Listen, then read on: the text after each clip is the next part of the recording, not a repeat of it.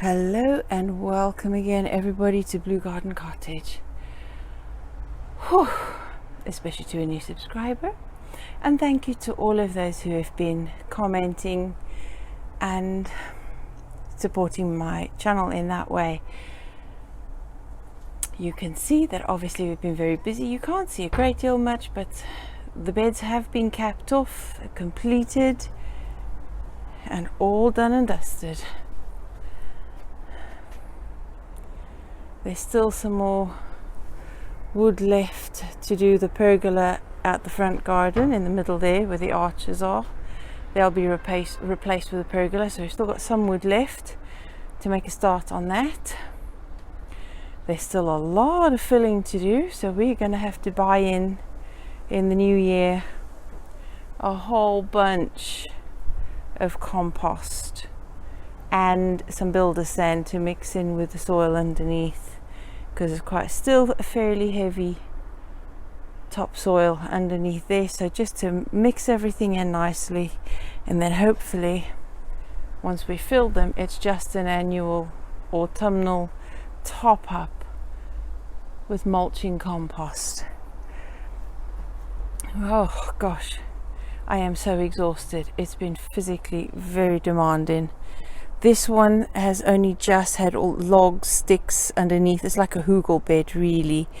Then there's pet bedding in there from the rabbit bedding, and I've already watered that down because it's full of manure. That'll help the wood underneath rot down better. And there's green waste, garden waste on top of that. Then there's going to be wood chips all on top, and I'll put some more manure on there, water everything in. Well, not the wood chips, because we're expecting a heck of a lot of rain in the next few days, so I am not going to water the wood chips on the top. The rain will do that. When we can afford it, we'll fill it up. And of course you can see this whole area is much tidier now, and I have a walkway at the other end there where I can get to the hedge easier to clean. The big mound of wood chips here has been lowered down and emptied into the beds and the paths. Still got more to put down where we've been digging. And this we have changed into a keyhole bed. We removed the cherry tree because in 5 years, even though it was a fruiting tree before we had it, it has never really had much fruit. The birds and the aphids and the slugs got to absolutely everything before it even had a chance to grow. So that has gone. It was not worth growing a cherry tree in this garden. There's not enough room and there's not enough chance of survival. So we made a much bigger bed. The old greenhouse frame we have extended a little, and we are obviously going to make a few alterations, but it's a make, do and mend. We're not throwing away something that can be used. I am now, when I'm finished talking to you, going to paint every joint with rust killer paint and primer, just to protect it while the rain is coming down, so it'll last a bit longer. And then in the spring we're going to make some more alterations and improvements, and of course make the roof higher up. It's going to be much higher, so it'll be like a proper greenhouse roof, but a bit higher, because greenhouses and sheds always are too low down. So we're going to make these a little bit higher. And then now we have so much more room. I have been able to put the raspberries in the bed instead of pots. The blueberries are there and the black currants are over there, and because there's space around it, I can grow other things there as well.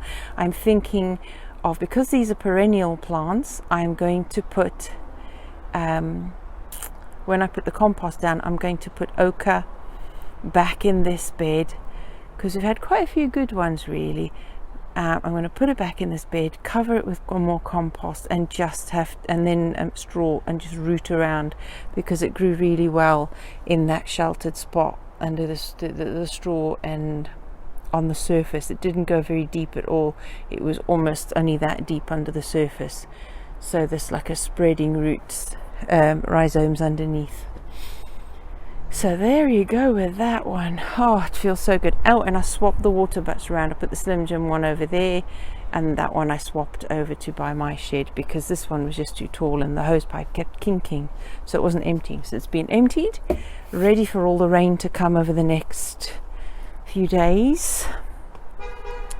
That one has been made ready, so it should drain easier because it's not kinking on the hose over there, so that should drain much better. I've tidied up behind there.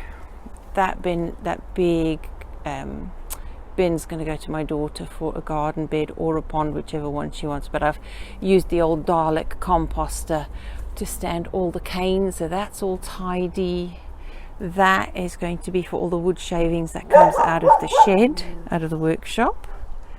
I still have quite a few plants in pots here that I still have to figure out what I'm doing with them. Oh my goodness, yes. Oh, I'm going to have to empty out that top pond before the rain comes because that is going to just flood the whole garden. Got a load of wood here to dry. Once I've cleared more behind my shed, I'm going to build a wood store, a proper wood store for all the wood, so that'll be cut down and made smaller so it can dry quicker, and that'll be wood for the fire for next winter. I have got that blue cover still. I think I'm gonna get some new ones because that is so used and has been traveled from construction sites to allotments now to this house, and it's totally wrecked. So I think I'm just gonna go and get some new ones to put around the fruit cage when that's finished, but we don't have to do anything there just yet. And I'm going to put a few flowers like the Aquilegia, the Feverfew, and a few more around there to encourage the pollinators and the pest control bugs, the predators, into the fruit cage. So yeah, I can't wait for that. I'm feeling really great that this has been done because we really and truly are getting past getting down on our knees on the ground. It is really too much, especially for hubby. And if he wants to be able to help me in the garden, and he said he misses gardening because it's the one thing he can't do anymore, and for him to be able to help me and join in, there's got to be something like this so that it's disabled friendly as well. So he can rest on the edge of the bed while just, obviously the beds are going to be much fuller than this, almost to the top, so he'll be able to help me when it comes to sowing or planting out and harvesting, and then he'll be able to help with the gardening again, which he really wants to do. I transplanted from the other bed all the onions into this bed and the shallots and some of the ochre as well, just temporarily, and I'm going to cover that with straw to protect it through the winter, just that bit where the ochre is. Oh gosh, the whole garden looks huge now. It looks much bigger than it was, and I cannot wait to put my arches over the ends of the beds. And next year's project will be to put polytunnel domes.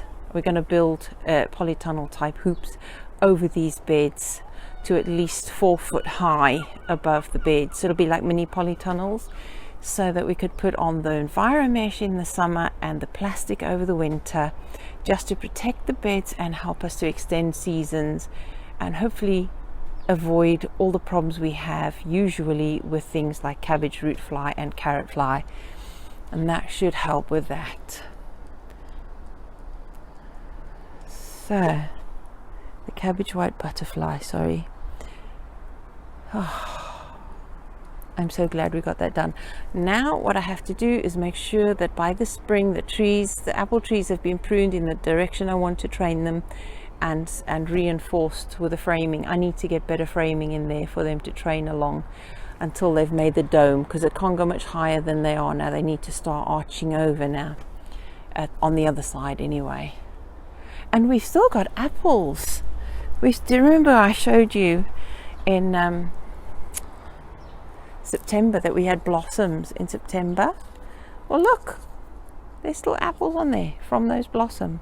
I don't expect they'll survive. Oh, need to get rid of the seed heads off the buddleia.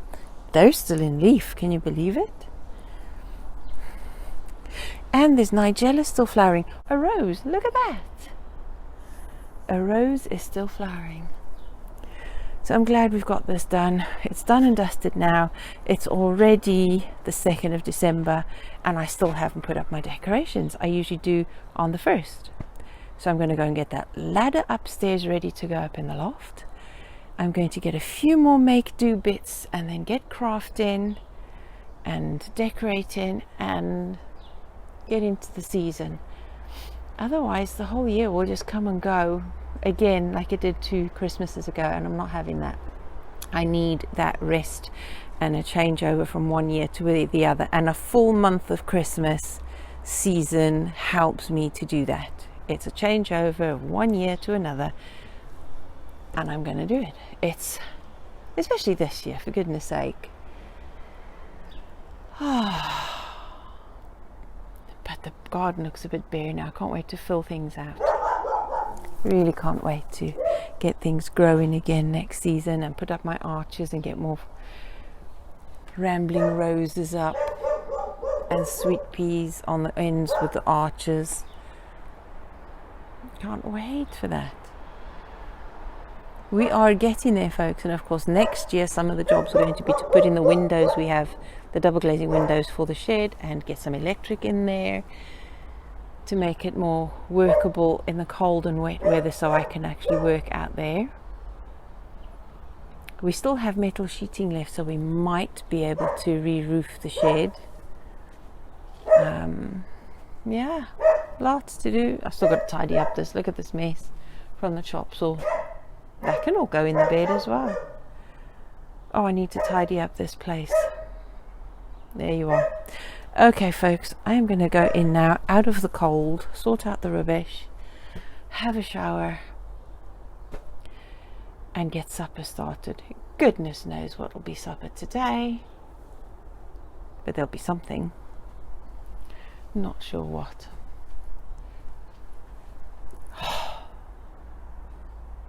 Buttons, what are you doing, girl? Buttons, what you doing? She's caught a whiff of all the pet bedding. Yeah, I better go and top up that bed actually with more wood chips. So I shall speak to you all again soon. I didn't get, obviously, to make another video beforehand, and I'm presuming I'm going to be extra busy again for another week, so I shall chat with you next week. Take care, people. Speak to you soon. Bye bye.